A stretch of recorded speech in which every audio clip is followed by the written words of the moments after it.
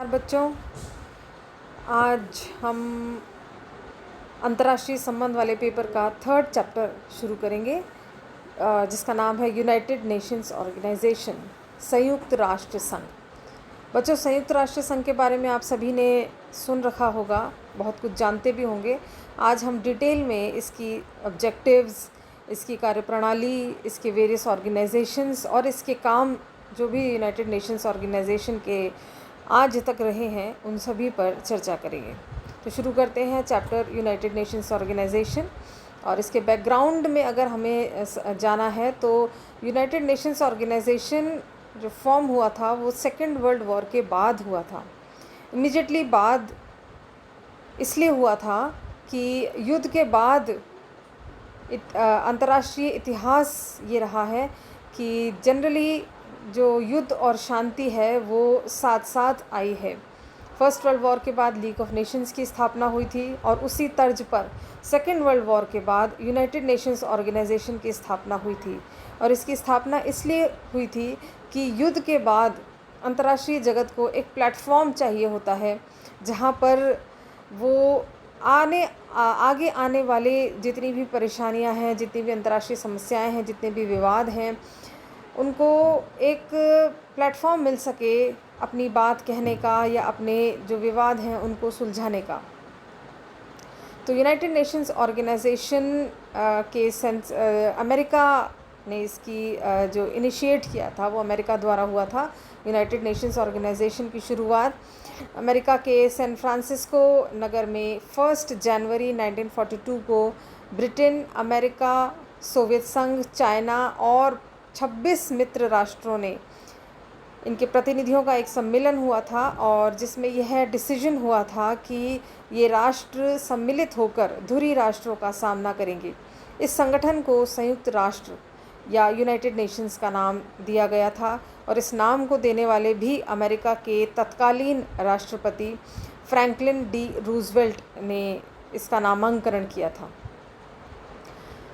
संयुक्त राष्ट्र संघ के चार्टर पर जो पेरेंट मेंबर्स थे, जो सबसे साइन करने वाले सदस्य राष्ट्र थे, वो उनकी संख्या थी 51 कंट्रीज़ ने 24 अक्टूबर 1945 को संयुक्त राष्ट्र संघ को विधिवत रूप से हस्ताक्षर कर स्थापित किया था और इसका प्रधान कार्यालय न्यूयॉर्क में है।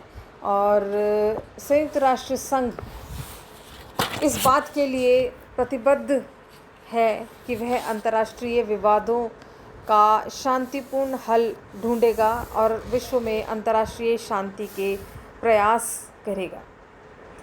तो संयुक्त राष्ट्र संघ के उद्देश्यों की चर्चा करते हुए यूनाइटेड नेशंस चार्टर के 4 प्रमुख उद्देश्य हैं। चार्टर में ये लिखा गया है कि सबसे पहले सामूहिक व्यवस्था द्वारा अंतर्राष्ट्रीय शांति और सुरक्षा कायम रखी जाएगी और आक्रामक प्रवृत्तियों को नियंत्रण में रखा जाएगा। सेकंड जो उद्देश्य है वो है अंतर्राष्ट्रीय विवादों का शांतिपूर्ण निपटारा। थर्ड उद्देश्य है राष्ट्रों के आत्मनिर्णय और उपनिवेशवाद विघटन की प्रक्रिया को गति देना। थर्ड ऑब्जेक्टिव यूनाइटेड नेशंस का है सामाजिक, आर्थिक, सांस्कृतिक और मानवीय क्षेत्रों के अंतर्राष्ट्रीय सहयोग को प्रोत्साहित एवं पुष्ट करना। इसके अलावा इन 4 मेन उद्देश्यों के अलावा इसके 2 और उद्देश्य ऐड किए गए थे बाद में, जिसमें निरस्त्रीकरण, डिसआर्मामेंट और नई अंतर्राष्ट्रीय अर्थव्यवस्था, न्यू इंटरनेशनल इकोनॉमिक ऑर्डर की स्थापना करना भी इसके उद्देश्यों में शामिल किया गया था। कुछ उद्देश्य के बाद कुछ सिद्धांत, कुछ प्रिंसिपल्स पर भी संयुक्त राष्ट्र संघ की स्थापना हुई थी और ये प्रिंसिपल्स भी यूनाइटेड नेशंस चार्टर में मेंशन्ड हैं कि किन उद्देश्यों पर संयुक्त राष्ट्र संघ काम करेगा। तो जो सबसे पहला जो प्रिंसिपल्स पर जो सबसे पहला प्रिंसिपल है संयुक्त राष्ट्र संघ के चार्टर 2 में, धारा 2 में जो लिखा गया है वो है फर्स्ट, इसका प्रधान आधार छोटे बड़े देशों की समानता और सर्वोच्च सत्ता का सिद्धांत है। यानी कि इसमें सभी छोटे से छोटा और बड़े से बड़ा देश समान है और सर्वोच्च सत्ता है उसके पास। सेकंड, सभी सदस्य अंतर्राष्ट्रीय झगड़ों का निपटारा शांतिपूर्ण साधनों से करेंगे। थर्ड प्रिंसिपल, सभी संयुक्त राष्ट्र संघ के सदस्य किसी देश की स्वतंत्रता का हनन करने का प्रयास नहीं करेंगे या आक्रमण करने की धमकी भी नहीं देंगे।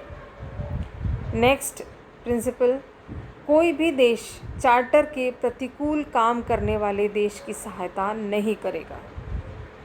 और अंतिम प्रिंसिपल जिस पर संयुक्त राष्ट्र संघ की स्थापना हुई थी वह था, संयुक्त राष्ट्र संघ किसी देश के घरेलू मामलों में हस्तक्षेप नहीं करेगा।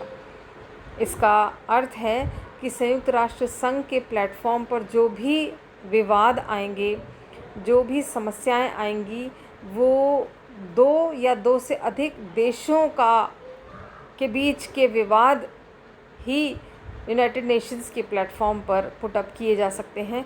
घरेलू विवाद उनकी सर्वोच्च सत्ता या संप्रभुता का हनन है, इसलिए किसी भी तरह के घरेलू या डोमेस्टिक जो डिस्प्यूट्स हैं देशों में के अंदर, वो यूनाइटेड नेशंस के क्षेत्राधिकार से बाहर है। तो बच्चों, यूनाइटेड नेशंस ऑर्गेनाइजेशन का जो लोगो है वो आपके सामने स्क्रीन पर है।